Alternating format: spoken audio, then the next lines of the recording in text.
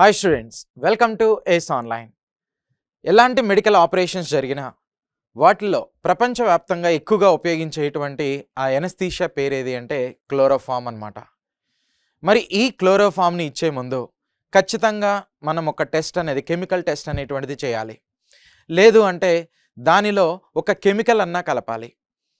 ఒకవేళ అలా చేయకపోతే ఈ రెండిట్లో ఏది చేయకపోయినా మత్తులోకి వెళ్ళాల్సినటువంటి ఆ పేషెంట్ కంప్లీట్గా చిత్తయిపోతాడనమాట. అంటే చనిపోవటం అనేటువంటిది జరుగుతుంది.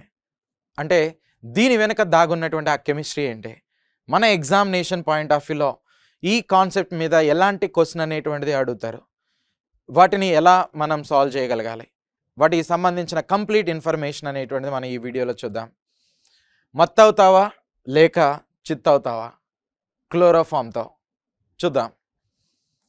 సో క్లోరోఫామ్ జనరల్గా దాని కెమికల్ నేమ్ కెమికల్ ఫార్ములా అనేటువంటిది తీసుకున్నట్లయితే CHCl3 అనమాట.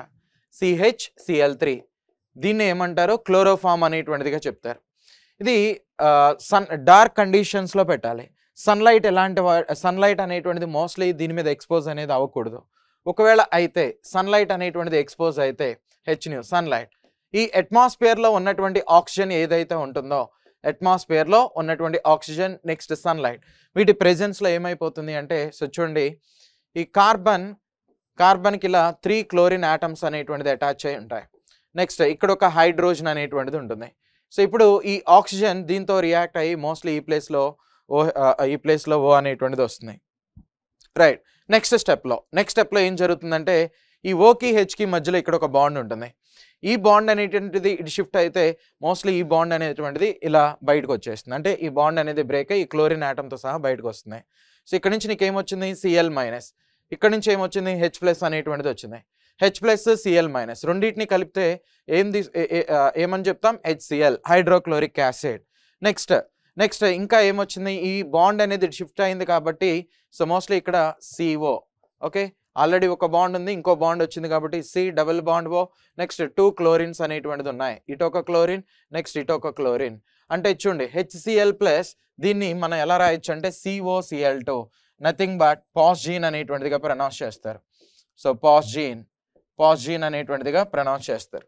ఓకే, సో ఇది మత్తు మందులాగా పనిచేస్తుంది ఏది? ఈ క్లోరోఫామ్ అనేది.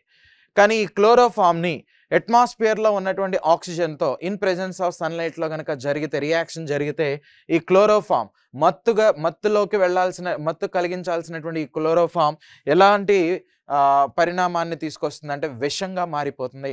ఫస్ట్ వరల్డ్ వార్లో ఉపయోగించినటువంటి కెమికల్ వెపనే ఈ పాస్జీన్ అనేటువంటిదిగా కన్సిడర్ చేస్తాం. So COCl2.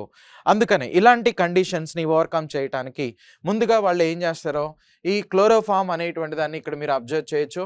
సో పాస్జీన్గా కన్వర్ట్ కాకుండా ఉండటానికి సో క్లోజ్డ్ కండిషన్స్లో అంటే డార్క్ ఇలాంటి కండిషన్స్లో పెట్టడం అనేటువంటిది జరుగుతుంది.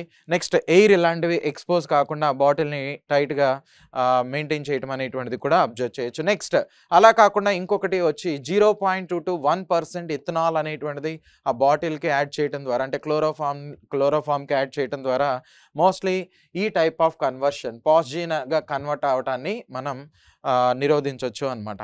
ఓకే, సో ఫైనల్గా చూడండి, మీ ఎగ్జామినేషన్లో ఎలాంటి ఓరియంటేషన్లో క్వశ్చన్స్ ఇస్తారంటే, chloroform is stored in dark colour bottle because it is oxidised in the presence of light and air to a poisonous compound, name the compound అంటున్నాడు.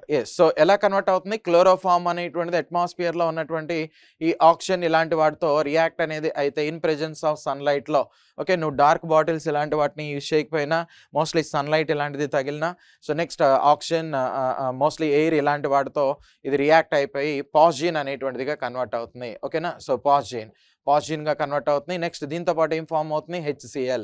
సో అందుకని HCl ఫామ్ అయిందా లేదా అని తెలుసుకోవడానికి సిల్వర్ నైట్రేట్తో టెస్ట్ అనేటువంటిది చేస్తారు. AgNO3 దీన్ని silver nitrate అంటాం.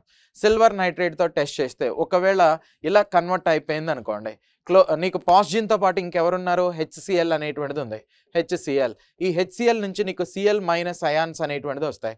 ఇక్కడున్న Cl- అయాన్ నెక్స్ట్ ఇక్కడ NO3 ప్లేస్లో రీప్లేస్ అయితే ఫైనల్గా అంటే సిల్వర్ నైట్రేట్ అనేది హైడ్రోక్లోరిక్ యాసిడ్తో రియాక్ట్ అయితే AgClగా కన్వర్ట్ అవుతుంది.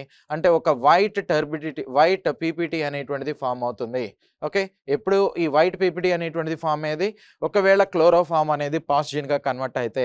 సో పాజిటివ్గా కన్వర్ట్ అయితే దానిలో ఉన్నటువంటి బై ప్రొడక్ట్ ఏదైతే ఉందో అది ఈ వైట్ టర్బిడిటీని ఫామ్ చేసిన వైట్ PPTని దాన్ని బేస్ చేసుకుని అది పాయిజన్ అయిపోయిందని మోస్ట్లీ దాన్ని యూజ్ చేయడం అనేది ఆపేస్తాం.